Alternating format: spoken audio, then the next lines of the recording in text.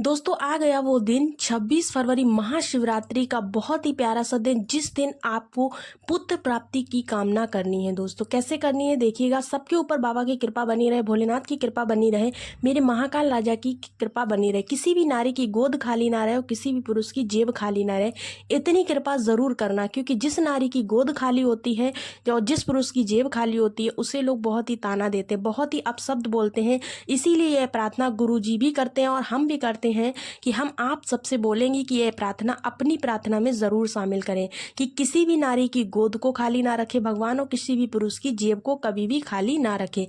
आप सबको मालूम है कि महाशिवरात्रि आने वाली है। आप सबको मालूम होगा कि साल भर में 12 शिवरात्रि आती हैं, जिसमें एक महाशिवरात्रि होती है और 11 मासिक शिवरात्रियाँ होती हैं। हर महीने शिवरात्रि आती है। कृष्ण पक्ष की चतुर्दशी को मासिक शिवरात्रि मनाई जाती है, लेकिन जो ये महाशिवरात्रि आती है सिर्फ और सिर्फ एक बार ही आती है पूरी साल में, जो कि आपको फागुन के महीने में मिलती है। कृष्ण पक्ष की चतुर्दशी को यह महाशिवरात्रि जो है वो मनाई जाती है। ठीक है ना दोस्तों। इस दिन किया गया कोई भी उपाय उसका फल आपको निश्चित ही मिलता है, चाहे आप व्रत करें या ना करें। इस दिन का बहुत ही बड़ा महत्व होता है दोस्तों। बहुत बड़ा महत्व यह है कि यह विशेष दिन होता है। आप अपने हाथों से ये मौका जाने मत देना, क्योंकि महाशिवरात्रि का जो दिन होता है एक ही बार साल में मिलता है। आपको कोई भी उपाय करने के लिए, अगर आपकी शादी के बहुत दिन हो गए हैं, आपने संतान दंपति हैं, आपको अगर संतान की प्राप्ति नहीं हो पा रही है, तो आपके लिए ये उपाय बहुत ही ज़्यादा विशेष है। उम्र बढ़ती जा रही है, विश्वास कमज़ोर पड़ता जा रहा है, हिम्मत हार रहे हैं, तो इस बार महाशिवरात्रि के दिन एक छोटा सा उपाय आपको करके देखना है। बस आपको शिवलिंग पर से एक चीज़ उठाकर खा लेनी है दोस्तों।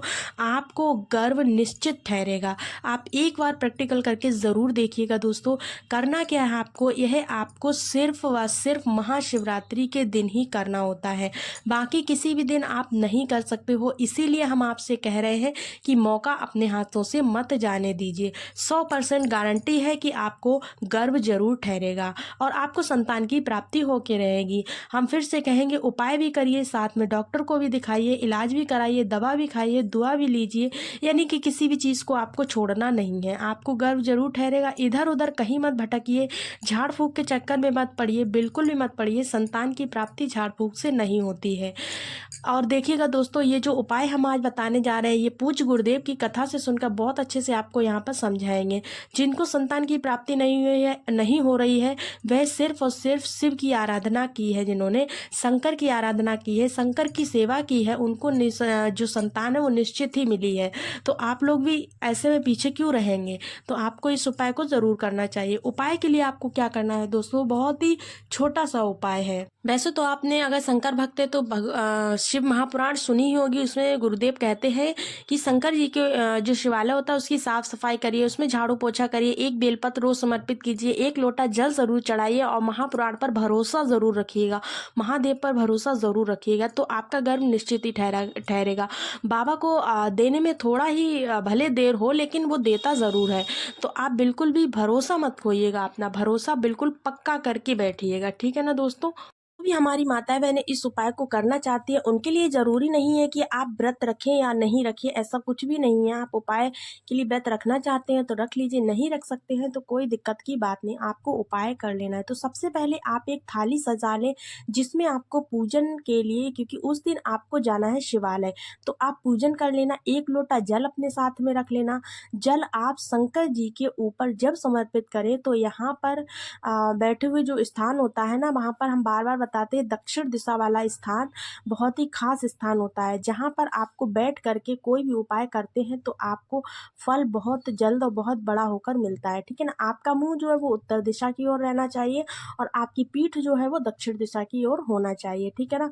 आप पंचामृत बनाकर ले जाइए और रक्षा सूत्र लेकर जाइए, मौली, चंदन, अक्षत, बीर, गुलाल, फूल, जो भी आपके पास हो, सारी की सारी सामग्री आपको लेकर जानी है। खास चीज आपके साथ होगी बेलपत्र। बेलपत्र जरूर लेकर जानी है। इस दिन बिना बेलपत्र के पूजा करने का महत्व नहीं होता है।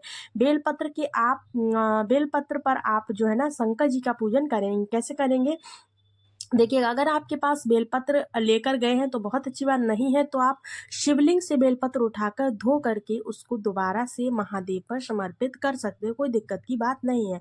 कोशिश करिएगा कि अपने हाथों से ही बेलपत्र घर से ले जाएं, अगर नहीं हो रहा है तो आप मंदिर की बेलपत्र उठाकर धो करके उसको समर्पित कर सकते हैं, ठीक है ना। आपको करना क्या है, सारा पूजन विधि विधान से कर दीजिए। उसके बाद में महादेव के पास बैठकर आपको प्रार्थना करनी है, हे महादेव मेरी गोद सूनी है तो आप कृपा करके मेरी गोद में संतान की प्राप्ति दें।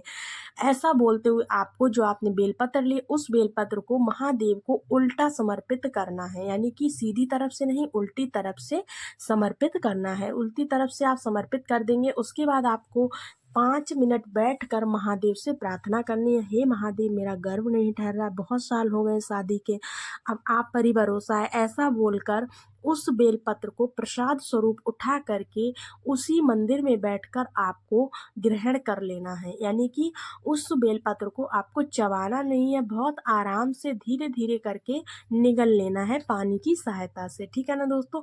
इस तरह से आप अगर इस उपाय को कर लेते हैं तो आप यकीन मानिएगा अगली जो शिवरात्रि आएगी ना, तब पर आपके गोद में बच्चा जरूर होगा। ये महादेव का बहुत ही अचूक उपाय है जो पूज्य गुरुदेव ने बहुत बार बताया हुआ है। बहुत सारे लोगों को इसको करने से संतान की प्राप्ति हुई है, तो आप क्यों छोड़ दें, इस मौके को हाथ से मत जाने दीजिए। संतान की प्राप्ति के लिए इस उपाय को ज़रूर कीजिएगा। उम्मीद है आज का उपाय आपको अच्छे से समझ में आया होगा। अगर किसी प्रकार का आपका क्वेश्चन है तो आप कमेंट्स में कमेंट कर सकते हैं। चलिए मिलते हैं अगले वीडियो में, तब तक के लिए राधे राधे, श्री शिवाय नमस्तोभ्यम।